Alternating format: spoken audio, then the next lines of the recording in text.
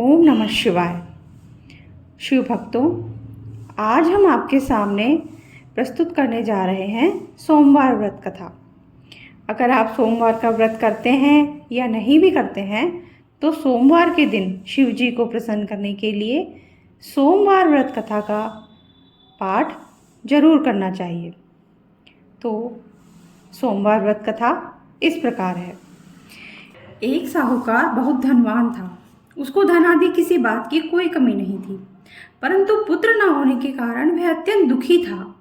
वह इस चिंता में रात दिन रहता था और इसीलिए वह पुत्र की कामना के लिए प्रति सोमवार को शिव जी का व्रत और पूजन किया करता था। सायंकाल को शिव जी के मंदिर में जाकर दीपक जलाया करता था।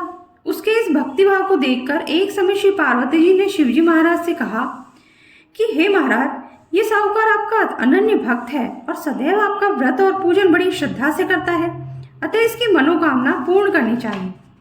शिव जी ने कहा, पार्वती जी, यह संसार कर्म क्षेत्र है। जैसे किसान खेत में जैसा बीज बोता है वैसा ही फल काटता है, उसी तरह संसार में जो जैसा कर्म करते हैं वैसा ही फल भोगते हैं। पार्वती जी ने अत्यंत आग्रह से कहा कि महाराज, जब ये आपका ऐसा भक्त है और यदि इसको किसी प्रकार का दुख है तो आपको अवश्य दूर करना चाहिए, क्योंकि आप तो सदैव अपने भक्तों पर दया करते हैं, उनके दुखों को दूर करते हैं। यदि आप ऐसा नहीं करेंगे तो मनुष्य क्यों कर आपकी सेवा व्रत पूजन करेंगे। पार्वती जी का ऐसा आग्रह देख शिवजी महाराज प्रसन्न से होकर कहने लगे, हे पार्वती, इसके कोई पुत्र नहीं है। इसी पुत्र चिंता से ये बहुत दुखी रहता है। इसके भाग्य में पुत्र ना होने पर भी मैं इसको पुत्र की प्राप्ति का वर देता हूँ, परंतु वह पुत्र केवल 12 वर्ष तक ही जीवित रहेगा। इसके पश्चात वह मृत्यु को प्राप्त होगा। इससे अधिक मैं इसके लिए कुछ नहीं कर सकता। यह सब बात साहूकार सुन रहा था। इससे उसको ना कुछ प्रसन्नता हुई और ना ही कुछ दुख हुआ। वह पूर्ववत वैसे ही शिवजी महाराज का सोमवार का व्रत और पूजन करता रहा। कुछ समय व्यतीत हो जाने पर साहूकार की स्त्री गर्भवती हुई और 10वें महीने में उसके गर्भ से अति सुंदर पुत्र की प्राप्ति हुई। साहूकार के घर में बहुत खुशी मनाई गई, परंतु साहूकार ने उसको केवल 12 वर्ष की आयु जानकर अधिक प्रसन्नता प्रकट नहीं की और ना ही किसी को भेद बताया। जब वह 9 वर्ष का हो गया तो उस बालक की माता ने उसके पिता से उसके विवाह आदि के लिए कहा, परंतु वह साहूकार कहने लगा कि मैं अभी इसका विवाह नहीं करूंगा और काशी जी पढ़ने के लिए भेजूंगा। फिर उस साहूकार ने अपने साले अर्थात बालक के मामा को बुलाया और उसको बहुत सा धन देकर कहा, तुम इस बालक को काशी जी पढ़ने के लिए ले जाओ और रास्ते में जिस जगह भी जाओ वहां यज्ञ करते, दान देते, ब्राह्मणों को भोजन कराते जाओ। इस प्रकार वे दोनों मामा भांजे जब सब जगह यज्ञ करते और ब्राह्मणों को भोजन कराते जा रहे थे, रास्ते में उनको एक शहर दिखाई पड़ा। उस शहर के राजा की कन्या का विवाह था और दूसरे राजा का लड़का जो विवाह के लिए बारात लेकर आया था वह एक आंख से काना था। लड़के के पिता को इस बात की बड़ी चिंता थी कि कहीं वर को देख कन्या के माता पिता विवाह में किसी प्रकार की अड़चन न पैदा कर दें। इस कारण जब उसने अति सुंदर सेठ के लड़के को देखा तो मन ने विचार किया कि क्यों न दरवाजे के समय इस लड़के से वर का काम ले लिया जाए।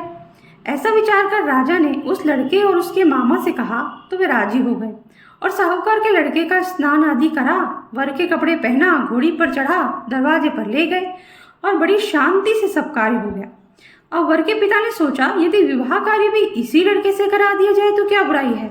ऐसा विचार करके उसके मामा से कहा, यदि आप फेरों और कन्यादान का काम भी करा दें तो आपकी बड़ी कृपा होगी और हम इसके बदले में आपको बहुत सा धन देंगे। उन्होंने स्वीकार कर लिया और विवाह कार्य भी बहुत अच्छी तरह से हो गया।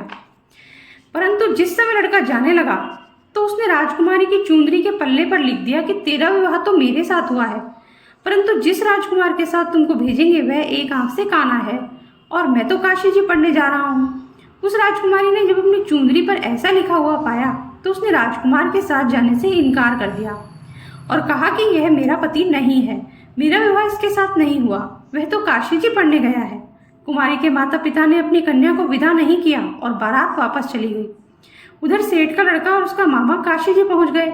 वहां जाकर उन्होंने यज्ञ करना और लड़के ने पढ़ना शुरू कर दिया।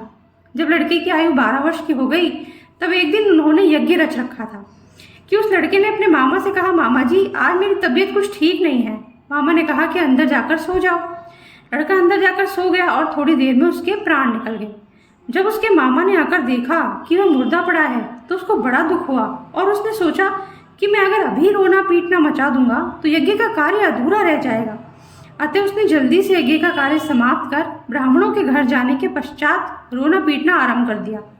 संयोगवश उस समय शिवजी महाराज और पार्वती जी उधर से जा रहे थे। जब उन्होंने जोर जोर से रोने पीटने की आवाज़ सुनी तो पार्वती जी शिवजी को आग्रह करके उसके पास ले गई और सुंदर लड़के को मरा हुआ देखकर कहने लगी, महाराज, ये तो उसी सेठ का लड़का है जो आपके वरदान से पैदा हुआ था। शिवजी ने कहा, पार्वती जी, इसकी आयु इतनी ही थी, सो भोग चुका। पार्वती जी ने कहा, महाराज, कृपा करके इस बालक को और आयु दो, नहीं तो इसके माता पिता तड़प तड़प कर मर जाएंगे। पार्वती जी के इस प्रकार बार बार आग्रह करने पर शिवजी ने उसको वरदान दिया और शिवजी महाराज की कृपा से लड़का जीवित हो गया। शिव पार्वती कैलाश चले गए। तब वह लड़का और उसका मामा उसी प्रकार यज्ञ कराते हुए अपने घर की तरफ चल पड़े और रास्ते में उसी शहर में आए जहाँ पर उस लड़के का विवाह हुआ था। वहाँ पर आकर जब उन्होंने यज्ञ आरंभ किया तो उस लड़के के ससुर ने उसको पहचान लिया और उसके महल में लाकर उसकी बड़ी खातिर की। साथ ही बहुत सारा धन और दासियों सहित बड़े आदर और सत्कार के साथ अपनी लड़की और जमाई को विदा किया। जब वे अपने शहर के निकट आए तो उसके मामा ने कहा, पहले मैं तुम्हारे घर जाकर खबर कराता हूँ। उस समय उसके माता पिता अपने घर की छत पर बैठे हुए थे और उन्होंने ये प्रण कर रखा था कि यदि हमारा पुत्र सकुशल घर आया तो राजी खुशी नीचे आ जाएंगे, नहीं तो छत से गिरकर अपने प्राण दे देंगे। इतने में उस लड़के के मामा ने आकर यह सारा समाचार दिया कि आपका पुत्र आ गया है, परंतु उनको विश्वास न आया। तब उसके मामा ने शपथ पूर्वक कहा कि आपका पुत्र अपनी स्त्री और बहुत सारा धन लेकर आया है। तो उस सेठ ने बड़े आनंद के साथ उसका स्वागत किया और वह बड़ी प्रसन्नता के साथ रहने लगे। इसी प्रकार जो कोई भी सोमवार का व्रत धारण करता है अथवा इस कथा को पढ़ता है या सुनता है, उसके दुख दूर होकर उसकी समस्त मनोकामनाएं पूर्ण होती है। इससे लोक में नाना प्रकार के सुख भोग कर अंत में सदाशिव के लोक की प्राप्ति हुआ करती है। इसी के साथ कथा समाप्त होती है। अगर आपको मेरी कथा अच्छी लगी हो तो कमेंट बॉक्स में ओम नमः शिवाय जरूर लिखें और आगे भी इसी तरह कथा सुनने के लिए मेरे चैनल को सब्सक्राइब करें। Thank you.